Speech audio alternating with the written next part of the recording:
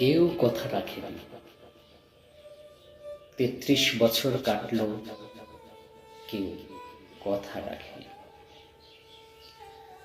ছেলেবেলায় এক বষ্টমী তার আগমনী গান হঠাৎ থামিয়ে বলেছিল, শুক্লা দ্বাদশীর দিন অন্তরাটুকু শুনিয়ে যাবে।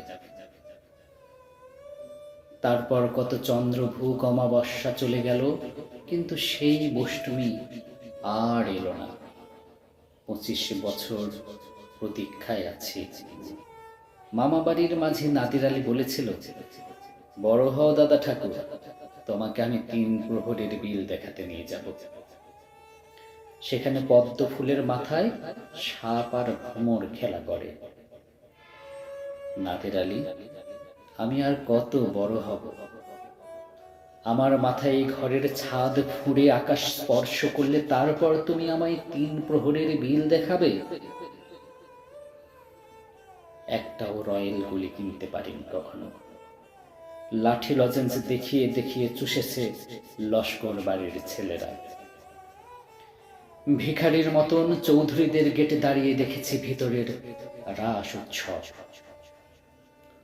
অবিরল রঙের ধারার মধ্যে সুবর্ণ কঙ্কন পরা ফর্সা রমণীরা কত রকম আমোদে হেসেছে, আমার দিকে তারা ফিরেও তাকায়নি।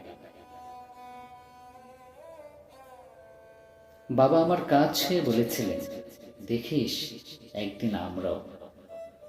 বাবা এখন অন্ধ, আমাদের দেখা হয়নি কিছুই। সেই রয়েলগুলি, সেই লাঠি লজেন্স, সেই রাস উৎসব আমায় কেউ ফিরিয়ে দেবেন।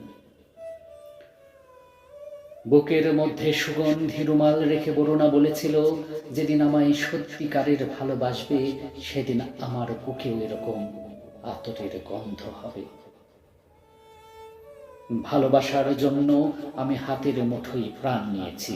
দুরন্ত ষাঁড়ের চোখে বেঁধেছি লাল কাপড়, বিশ্ব সংসার তন্ন তন্ন করে খুঁজে এনেছি ১০৮টা নীল পদ্ম, তবু কথা রাখিনি করুণা।